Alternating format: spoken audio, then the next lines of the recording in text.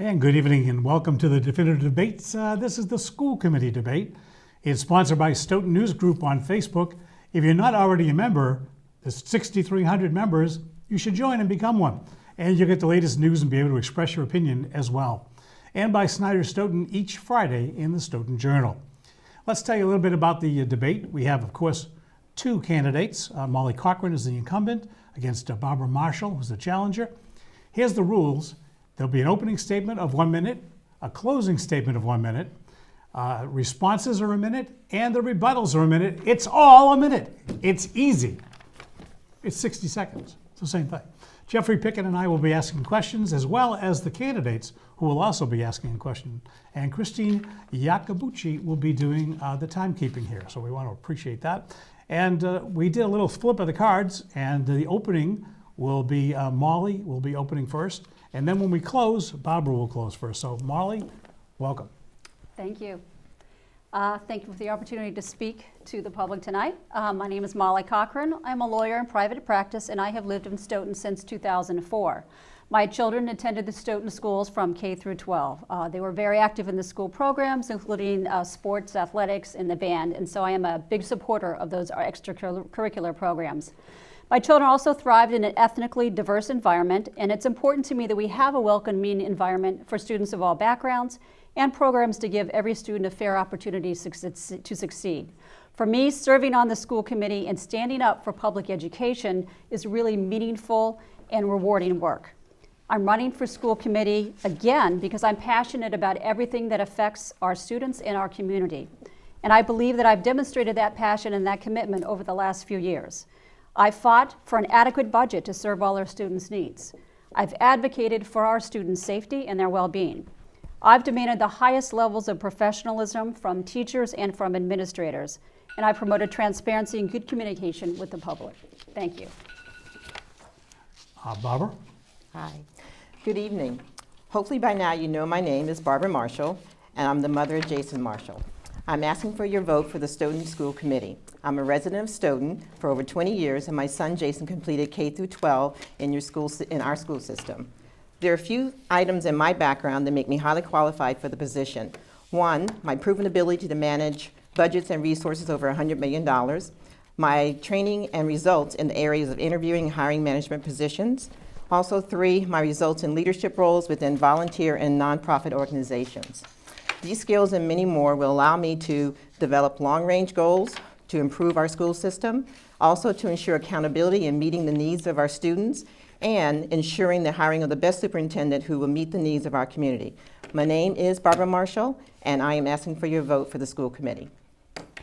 Thank you. Barbara will get the first question, and Jeff, you're going to ask. So once again, everybody, thank you for tuning in. And Mark, it's good to see you back after some major surgery. So good to have you here. And again, as you notice, there's two candidates running for one seat on the school committee, Molly Cochran and Barbara Marshall. And so we'll start with the questioning. And I'd like you to, we can get into the superintendent hiring process separately. So other than superintendent, I'd like you to, for this question, focus on an area. What area will you focus on most if elected to the school committee over the next 3 years, your term? You know, what's going to be your focal point, again, other than hiring of the new superintendent? We can get to that in a separate question. Well, one of the focal points would be the well-being and the mental well-being of our students. We have right now a large amount of students that meet with basically one counselor. So that's one of the things I think we need to really look at is that school safety is an issue, but where school safety starts is the well-being and the mental well-being of our children itself. So really looking at what are we doing within the school committee long range to ensure that our children are getting the best mental well-being and also well-being itself in the school. Okay. Molly, same question. That's a good question. Other than the obvious focal point on choosing a new superintendent, I think I would want to continue to focus on review and developing meaningful policies, which is one of the key Purposes of the school committee is to develop policy. Currently, we are looking at developing, and I am working with a working committee on developing a professional boundaries policies, which would address a whole host of issues with respect to making sure that that emotional boundaries and physical boundaries and other boundaries are maintained and respected between teachers and students. And apparently, it is an issue out there, although it's an issue that that currently the Massachusetts Association of School Committees does not have its own policy on that. So I think we're a little bit on the forefront of trying to develop something that can address, for students what the boundaries should be, because I always want the students to see where there might be a red flag, and address for teachers how to, be more professional in their relationships with students. Thank you. Does anybody have a rebuttal on that question? I think we already have, there are some basic policies already that are there. And again, it comes down to what I feel is really the morals of some of the teachers as far as deciding to make those kind of relationships with teachers. I think there's some common sense things. I agree that there's something that we definitely should be looking at, but it's also something that, this isn't the first time that we've had incidents of teachers, and again, why are we in the situation we are in right now with having these things occur recently? And this is not the first time we've addressed these issues. Okay, the next question is for Molly, and I'm going to be asking this one. Social media has become large in Stoughton with the news group and the enthusiast group and the schools group.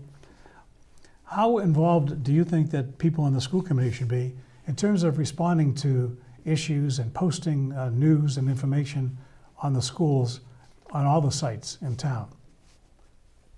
That's a good question. We actually did have a training for school committee members this year with an attorney who was specialized in about social media issues involving the whole range of educational issues with students and teachers using social media. Your question seems to focus on when should the school committee be responsive. I think the school committee needs to be aware of what discussions are out there and sometimes what misinformation is out there or what needs to be addressed, what concerns are being raised. And I think typically, quite frankly, we can't be casually having school committee members just writing things on Facebook. I mean, that gets kind of out of control. It can become unprofessional. I think we need to be more formal about our response. I think we need to put it on the agenda, quite frankly. And then that way you have an official school committee either addressing a misperception or clarifying something or realizing maybe it is an issue that we need to, put on our agenda and perhaps talk about at multiple meetings.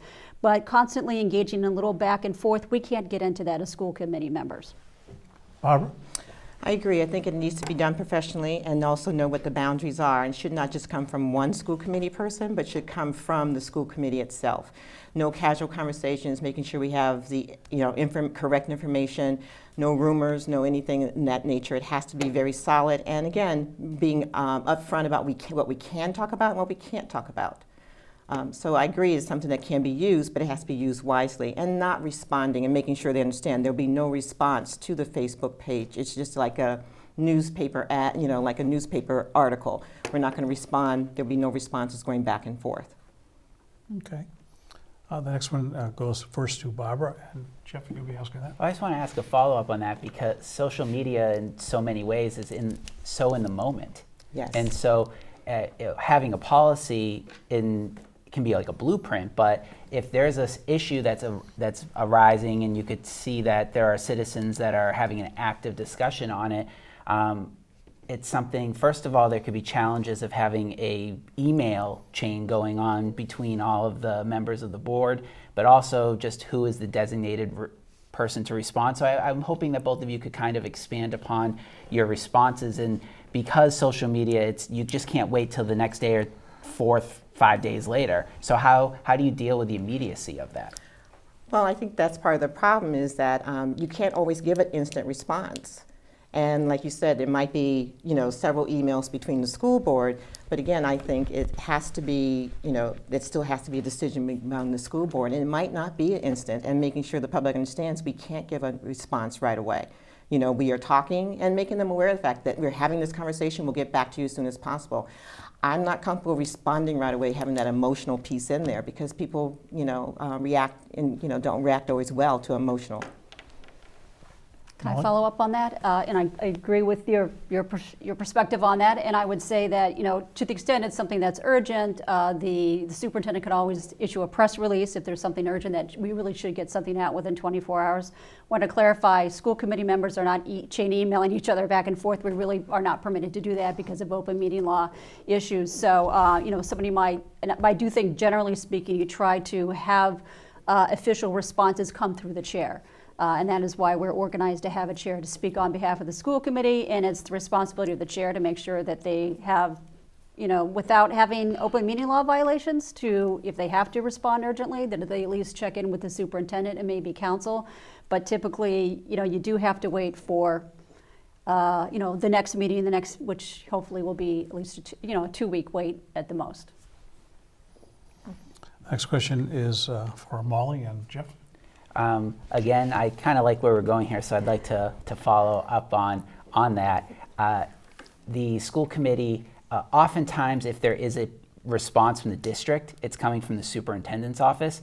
When and where might you find it appropriate for an official response to be coming from the school committee to issue its own press release, not one coming necessarily from either the superintendent or another member of the administrative team, but actually from your committee itself?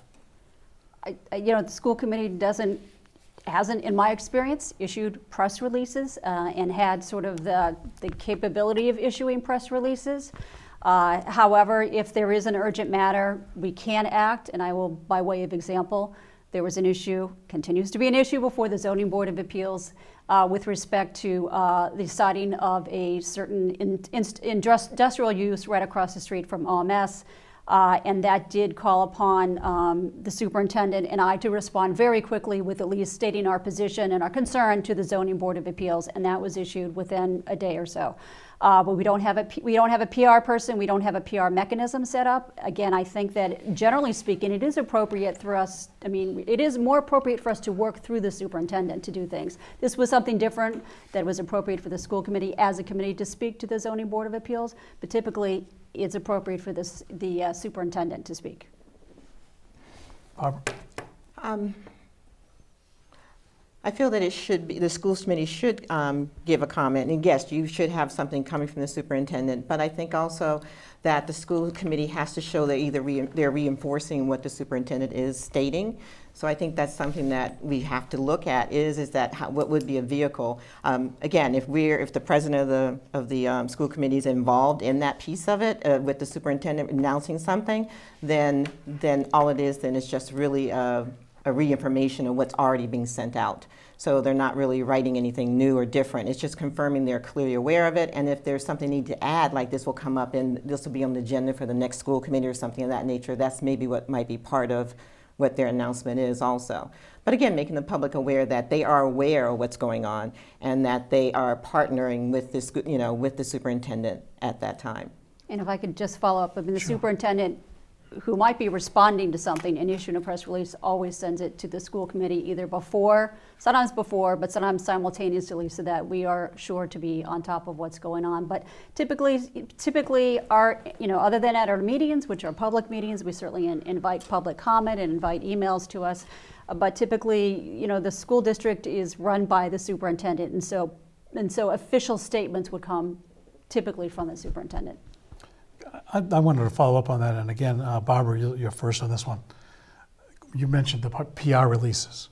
In Sandwich, the superintendent of schools goes right on the Facebook page to Sandwich News, other news pages, and posts announcements. She doesn't have a PR person. Your superintendent has more than one PR person. There's one in school and there's one out. So there's press releases coming from all over the place. My belief is that the superintendent of schools should be directly connecting with parents and students. What is yours? Yeah, the superintendent is tied to that directly to the parents and students. So anything that she's giving to the students should be going out to that parents and students really simultaneously, or even before. The parent might have it before. So I think, yes, they should, definitely be communicating because that's their responsibility is, those students. So they should be communicating directly to the parents and students. Now, as far as Facebook versus letter to the parents. It could be a combination of many ways. It could be a letter that's going out, email going out at the same time, Facebook, but the exact same information going out at the same time. They have different avenues that they can use, yes. I do think Dr. Rizzi does employ the avenues of issuing emails to all parents and also sometimes issuing press releases. As far as having two PR people, Jean Ostroff, who maintains the website, I don't think I would consider her to be a PR person. I think that she is an information person who has done a great job at making the website more responsive and sophisticated and providing needed information. PR, when you think of a PR person, if maybe there's an issue that arises of concern and you need to make sure you properly get the message out, that's somebody who is used only on a rare occasion basis. As far as I do think Dr. Rizzi, with the email she drafts, does intend to directly communicate with parents and students. I would also comment that she has made herself personally available to anybody during the budget season. She said, before whether it's the Board of Selectmen, she would meet with anybody in town who wants to come in and talk about our $47 million budget. So her door is open to people who do want to have a direct communication with her. But I do think there's a reason people consult with PR professionals. It's because you can be more effective at communicating to the community. I understand that response. And Jean Ostroff is a PR person and does directly post on Facebook, which is fine. And I think it's a good communication method that they use. It's really unusual to have a superintendent of schools actually directly post like the one in Sandwood. Okay. It's unusual, I will say. Jeff, you're next, and this one goes to Barbara. Well, let's bring up superintendent of schools. I teased it in the first question as to not just get into the hiring process. Let's get into the hiring process now.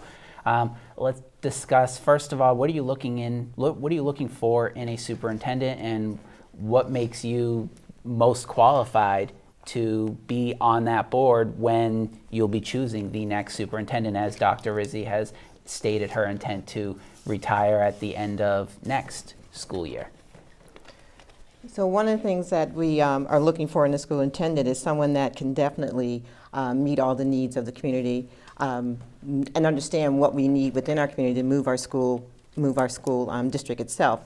The superintendent is responsible for administrative. They have to know how to work a budget. They have to know how to manage a budget and also how to manage a large group of people. And in some ways, like a nonprofit organization, she has to ask for money, and she has to figure out ways of how she's going to use that money and show the results of using that money. What I have in order to bring to the skill set is that for over 30 years, I've been worked and trained in hiring management individuals in higher positions. So I have that background in looking for those qualifications, understanding the competencies that are needed for it. And once you know those competencies, it's making sure that you ask the right questions or make sure you get the results of what you're looking for. Molly? Thank you. I believe that I am qualified to help choose the new superintendent, basically because I have been through the learning curve over the last 3 years. I've learned about the administration, how they operate, what the scope of their duties are, I'm familiar with the budget process. I'm familiar with the school improvement plans. I'm familiar with the hierarchy within the schools. I'm familiar with the issues that arise, the controversies, and there's been quite a few ups and downs. And I'm also familiar with, and I read because I've just a very strong interest in education issues that arise, that one reads about, education theories, and I feel like I both want somebody who is on top of those issues and is very well read and follows developments and, is this testing too much? Is this testing? And you want somebody with that vision who can inspire people, but you also need somebody who can hold their own, who has a tough skin, and can manage the budget as well. So it is a very wide range of qualities that are required. Okay. Next question is going to Molly first. Rebuttal? Okay. Oh, I'm sorry. You want to do a rebuttal? Go for it. Well, one, I don't have a learning curve. I've been doing this for a long time. Like I said, I've been managing and hiring people for a very long time. And again, understanding what a school superintendent needs is exactly what, like I said, I have those skill sets already. I don't need to know how the school system works. I have probably a fresh perspective. I'm totally from the parents' point of view, not from all the other pieces. So again, with my background and with the part being a parent, I think those are great skill sets to have bring into that. Okay.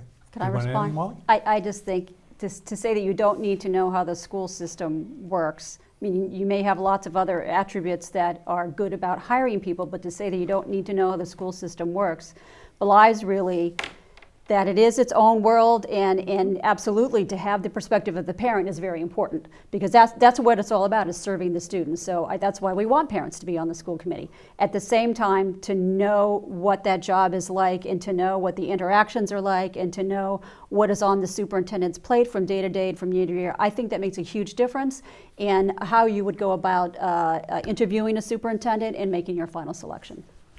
Okay. The next question is going to Molly, and guess who's asking it? Barbara is going to ask it. Oh, you get awesome. to ask the question? And then we're going to reverse it. Okay. Okay.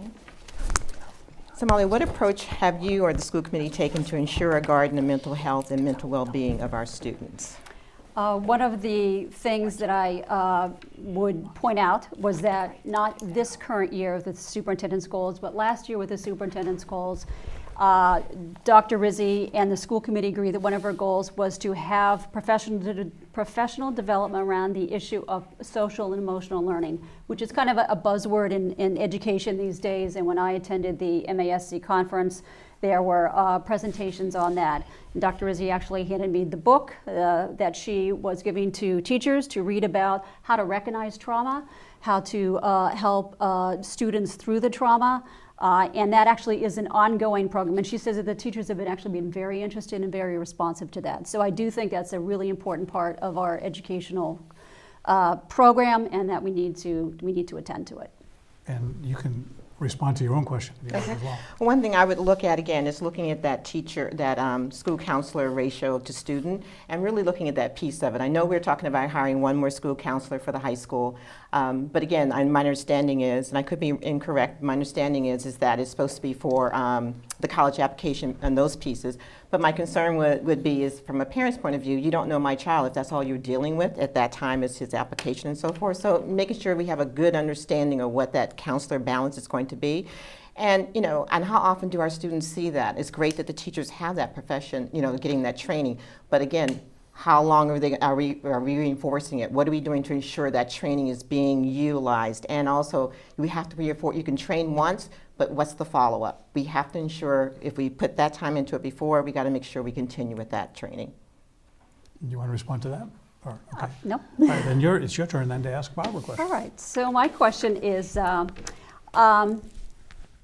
you seem to be running a campaign based on change, that's a theme. And so I'd ask you what it is about the operation of the schools or the school committee itself that's problematic for you, and what specific areas you would want to affect change. What would you personally do to bring about the change, all again within the confines of what the school committee is authorized to do, and also privacy considerations?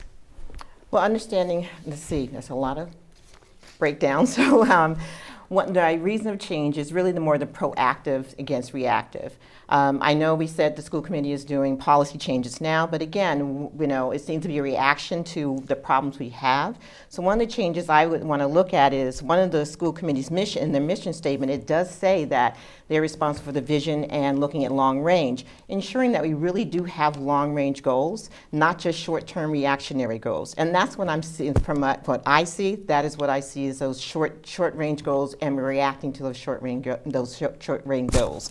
And I'm sorry, I don't remember the last part of that question. Oh, I was just qualifying, but that was you've answered the question as far as what changes you'd like to see. Okay. And I think that's really the main changes I'm looking for, is that proactive, looking at something, looking at where the school system's going, not just to the superintendent, but where's the long-term vision for the school, and again, having those things in place and looking at the root cause problems of why we have some of the issues we have right now.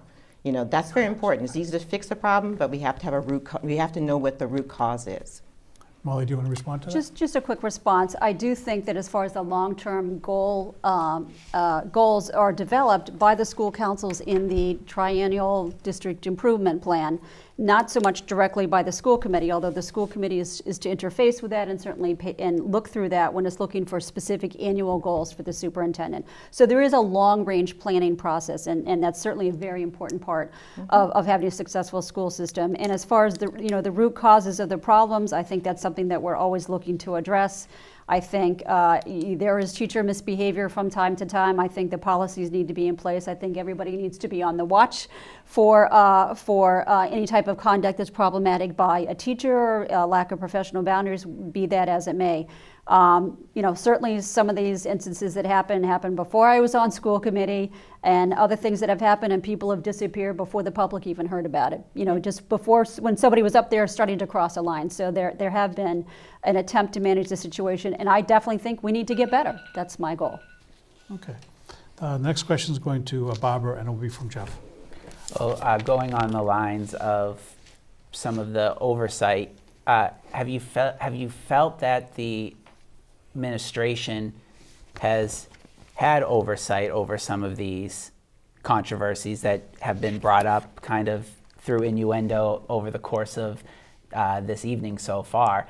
Do you feel that the administration and or the school committee has had enough oversight over some of these issues in terms of teacher to maybe crossing the line with boundaries when it comes to students? Clarify what you mean by oversight when you say. Has the administration and or the school committee, have they overseen these issues if information's coming from them? Have they been active enough in dealing with these sorts of situations? Yeah. Well, there are definitely privacy issues you have to be very careful of. Coming from the business world, I have the same issues in my HR. There's certain things I can talk about and not talk about dealing with privacy.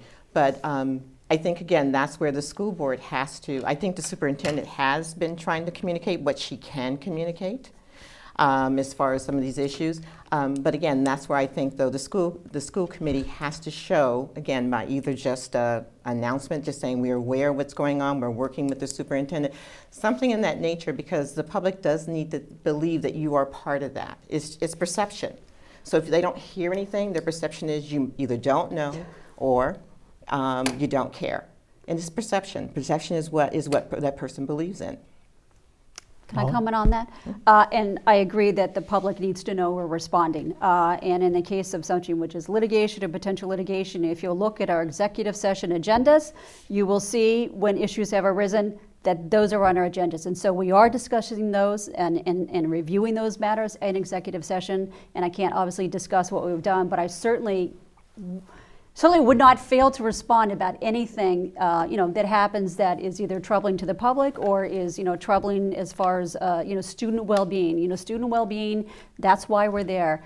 And quite frankly, a lot of these things do end up in executive session, and they're not very explicitly on our agenda. But if you look at the executive session agendas, you'll see that that's there. But no one's going to go look at the executive agenda, and that's where the difference is that you just have to make the announcement, because they're not going to look at the agenda. Again, it's their perception of, do you know about it or you don't know about it? So the agenda is not, it's not, it's good it's there, and we know it's being discussed if we look there. But again, it's that announcement that needs to come out. Well, the other thing, just to follow up on that, is along the same lines, that we did publicly disclose at our meetings that we are developing professional boundaries policies, so that it's all part of the picture. Okay. The next question is for Molly, and Jeff will be asking it. So I was reading a news story out of Framingham, which actually kind of surprised me to see this nowadays, that Framingham, their school committee actually voted unanimously to eliminate the athletic fee for starting in 2018-2019 school year, so next school year. They had already slashed their athletic fee from $225 to $100 a couple of years ago. Ours is $200, $300 if you play, I believe it's hockey or swim. Right. So anyways, what I'd like to ask is this something that you would consider doing here? And I hope that in answering that, you could give maybe a concrete example of how you could do that to offset, obviously, the cost of the revenue that wouldn't be brought in through athletic fees. The reason Framingham did it, according to this article, was to actually increase access to athletics for its student body. And I can see just anecdotally that there have been sports teams in Stoughton where the participation rates have fallen as of late. There are other ones that have actually increased, track being one of them. But anyways, I would just like to ask you your opinion about athletic fees, access to sports, and what you can do to make this more affordable for our student athletes. Is that for me first? It is for or- you. Yeah. Okay, sure, Jeffrey. That's a good question, and that's something that that is, has been discussed, not really as a formally taken a vote, but it's coming up from time to time, certainly in school committee meetings. It can be costly, it can be off-putting. I think we are faced with a budget where quite frankly, we do pinch every penny. We're faced with a budget whereby we have to, prostrate ourselves in front of the financial committee and explain to them that we're under the state average and we're doing everything possible. I would hate to think of a student who wants to participate in just your average sport, maybe not the world's most expensive sport such as golf, but that they can't do that because of an athletic fee. I don't know if there's any kind of fail-safe program or any kind of backup. I have the same issue or thoughts about, who wants to pay, what if you have to pay for the graduation gown? Maybe you don't have $100 or whatever it is. So I hope that there's always some kind of backup. I don't think that we're hearing a lot from the public about wanting it to be eliminated, but it's something we would be open to discussing. But it's always that balance. Thank you. Barbara? No, I am open to looking at it. There might be, I don't know if there is room in the budget to really look at that. That's something you'd have to really dig into the budget. I know there's some changes in the budget that we could look at that maybe that can go to the athletic fee itself once the new school is open. Maybe not right now, but once the new school is open, because there's some costs that won't occur because of the fact we will have the new school open at that time. So maybe that might be an opportunity to look at it there. But at one point, I don't know if they still are, because I'm not involved in the school athletic program anymore, but any student that could not afford the athletic fee, we were offering scholarships at one time for some students. So I don't know if that's still something that is being offered. So if someone is aware that someone wants to participate and they can't afford it, I know in the past that was something that was offered. Okay. Do you have a response? No, thank you. Okay. All right. I think it's the student boosters, don't they offer scholarships? I To some believe people, there I think are cost setting, but this was more of like just a general. Right. I actually would like to ask a question that, if answered correctly, may get you 500 to 1,000 votes on election day. This goes to Barbara first. So there was definitely a bevy of talk on social media. I would say last week, was it, that when the announcement was made that the graduation for Stoughton High School this year would be held indoors. And so as a school committee member or a potential school committee member, is that something that you feel that the school committee could step in and see if there was an alternate place to hold the graduation? Well, I'd just like to get your thoughts on having graduation indoors in the auditorium. Usually it's in the auditorium if it's raining out or inclement weather, and it's outdoors in the football field, which we don't have anymore, if it's sunny. So I'd like to get your take on that, and maybe some alternatives that you have that if it can't work out this year, maybe for next year's class, and the year after, because I'm pretty sure there'll be a couple classes that will still be impacted, as the football field won't be ready for a couple more years. So, Yeah. Barbara's first. Yeah, unfortunately, it wasn't thought of ahead of time, knowing that we would not have a football field in order to do this. But again, there are definitely results that they look at. We're totally surrounded by several colleges close by. My understanding is Easton High School is, we approached them. Someone has approached them and said that they are willing to help us out. So I think we had, there were choices. Again, I'm not sure. Again, if I was part of the school committee, I would be concerned if the superintendent had made these decisions and not made us aware of it beforehand. Because again, this is something that goes to the public, and my responsibility is answering to the public, and me not being aware of that major decision. I would be a little disappointed in the superintendent not making us aware of it and understanding are there any options before it went out there. Molly? I do think it's a very important issue to families, and I think that it's something that families might spend years looking forward to. And again, they don't just want those 2 tickets to go into the auditorium. They want to bring 6 or 8 family members, and I've been to the graduations and seen people with their large family members. So I know it's very important. I do think it's something that would, it's actually on the agenda for tomorrow night. I know that Ms. Miller is still looking at alternative locations. I heard that there was a development. I wasn't able to get in touch with her today to find out what the development was, but I think we should definitely explore it. And the other issue, quite frankly, is in the long run, it's always going to rain sometimes. So if you really, really wanted to always be able to have your entire extended family there, do you want to have it indoors at a place where maybe you're going to have to pay some kind of fee? So I think ultimately there might be a cost to that. I know certainly a lot of people have had the plan outdoors and then, you know, they've rushed into the auditorium, but that is disappointing. It's disappointing not to have your whole family there. So I think it's something that definitely is important to the community, so there we need to be responsive to that. Okay. We're going to go to the second set of questions that you'll ask each other. Okay. And this one over here, Molly, you'll be asking the question first to Barbara. All right, thank you. With respect to the school budget, which is an important area of the school committee responsibility, what, if anything, would you like to change as far as the size of the budget, whether larger or smaller, and what, if anything, would you want to adjust as far as the allocation of the monies? Well, looking at the budget, as any typical budget, the most of the money is into the payroll, which is paying of the administration. So that is something that, you know, what I call, you know, I would look at is what percentage of the budget is, the way I look at budgets, and what percentage of budget is. And for a school system, from what I can see compared to other school systems, we are really right on line with that piece of it. So as far as the other pieces digging into the budget itself, like I said, there are some things in there that definitely will go away. You know, my concern would be is maybe where we can do with that money down the, you know, with that money when we do have the new school. So I would probably be more proactive trying to look at where can we get and use that money later on. But as far as looking at the school and looking at the increase of the budget itself, I think it's reasonable from what I've seen of a budget itself, you know, from working budgets. Like I said, a big piece of the budget is a payroll. You are correct. Molly, you want to? I have no rebuttal. No, I thought you might want to answer your own question. No, I mean, I, you know, okay, I can tell, you know, I'd love to have a, you know, a 10% increase and have us spend as much on our students as we could spend in whatever at Weston or one of those towns. They spend over $20,000 and we're about at the $12,000 range, and we're under the state average. So of course we could do more. We could have better results. However, we realize the burden on homeowners and taxpayers is something that we have to bear in mind. So we're not asking for a huge increase. Okay. Barbara, your turn to ask Molly a question. Okay. What approach have you taken to increase the diversity within the teaching staff, and what are the results?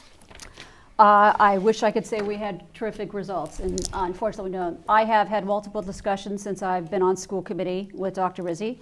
One of the first things I did while I was on school committee was to bring forward a diversity policy, which actually had been introduced earlier when a prior person was on school committee, and then that person refused to put it on the agenda. So I insisted that it be put on the agenda. If you look at one of the first meetings in April 2015, the school committee the school system finally adopted a diversity policy. That's obviously just a little piece. I have had discussions with Dr. Rizzi. I had discussions with all the administrators last summer. There was a summer retreat where the school committee members could come, and I spoke not just about the need to hire, you know, currently more diverse staff, but also the need to inspire your students to think of themselves as future teachers, your students of color, because there is a shortage to fill all the need for them out there. And I was hoping that, you know, again, sometimes it's just maybe a word of encouragement for in middle school or in high school, somebody could see themselves as becoming a teacher. Can I just say that the school, that we have also, the schools recently joined the Massachusetts Committee for Partnership and Education, and I may be saying it wrong, but it's an organization that goes to recruit more diverse candidates at school fairs. So I think we're taking steps in the right direction. I'll also note, you know, I saw an article in the Globe, you know, the Boston City Schools is really trying to meet its diversity goals. It's struggling to do that too, and sometimes because people get poached by suburbs. I'd love to poach some teachers from the Stoughton, from the Boston schools. We pay them less though. That's a problem. Okay. Our starting salary is less. Next question. No, Barbara has to. Hey, Do Barbara you want to can answer your own question? Took my time. Yeah, right. I'm sorry. Give her time. Your time is back, Barbara. It's all yours. Well, one, I think, you know, they're all good steps, you know, but I think they're just, you know, they're just basic steps. You know, having recruiting and trying to hire diverse, and you know, for the last 20 years or so in the Boston area, it is definitely a challenge itself. But there are definitely more steps that we definitely need to take. Discussions isn't where it needs to happen. It has to be a combination of networking. And you know, our teachers are salary-wise are paid well for suburban school. Some people don't want to work in Boston, and they're willing to take a different cut. But where we do need to improve is our level 1 starting rate, because if you want students to come into become teachers, That's where we're not competitive at that level one, that entry level position itself. We, sitting on Bridgewater State itself, has increased its diversity as far as student population now, almost 30%. You know, we're not working with the career centers or doing anything in that nature there with those, with their, you know, do we do student teaching from there? You know, Stonehill isn't where you go. You have to go where there's diversity itself. Having an ad in a paper, you know, saying, or in a, with a group that does diverse market, job fairs isn't all you have to do. You have to do more than that. You have to have someone out there literally networking and working it, and then also finding out why people aren't applying. You know, because what you want is them in the pool, so you can select the best of the pool, and that's what you got to look at. And you got to find out again, what's the root cause of your problem? Why can't you get people to apply in the first place? We have just enough time for your closing statements here. wow. A minute each. Barbara, you're first, and then Molly. Well, I won't take up the whole minute. I was trying to think of a formal speech earlier today, and I decided I wasn't going to do a formal. I am asking for your vote for the Stoughton School Committee. You have my passion, my drive. You also have all my work skills that I can bring to the position itself. I do have a very short learning curve. I really, truly believe that. It is just I work with people in different positions at different places, in nonprofit, profit, and volunteer groups. I've taken different leadership positions in different places for the, you know, and able to get lots of results in those positions. So I am asking for your vote, and I'm asking you for the vote for Barbara on April 10th. Molly? Thank you. Just want to begin by welcoming Barbara Marshall to Stoughton politics. So it's great to see a new person step forward. Honestly, it is. I think it's great for the town. I just want to say, when I was asked to run for school committee initially in 2014, or was it 2014, I wasn't just approached out of the blue. My activism in town had begun several years earlier. I had put my name in years before there was an opening for school committee. I put my name in to be appointed to school committee, and somebody else got it. I then put my name in to be a library trustee, and somebody else got that. Then I put my name in to serve on the town manager search committee, and third time was gold. I joined that search committee and went through that search process. When I was approached to run for school committee, I had already made myself known to school committee members by writing emails and by appearing at candidate debates and talking about issues. Since joining the school committee, I became a town meeting member, and I also joined in the campaign for the debt exclusion so we could build a new high school, standing out in the town square with signs to try to get that vote passed, even though my children were never going to be able to be at that new high school. So I have years of demonstrated interest, caring, and commitment, and I ask the voters for the opportunity to be able to serve again on the school committee. Thank you. Thank you both, and we're very lucky to have two really excellent candidates for school committee. I want to thank Michael Hammond, C.J. Mullen, Dave Young, Jeffrey Pickett, of course, and Christine Iacobucci for our timekeeping. And I just want to remind everybody that's watching, why are you watching? Because you're interested. And if you're really interested, you'll vote on April 10th. Don't complain, don't write on Facebook, go vote. Good night, everybody. Thank you.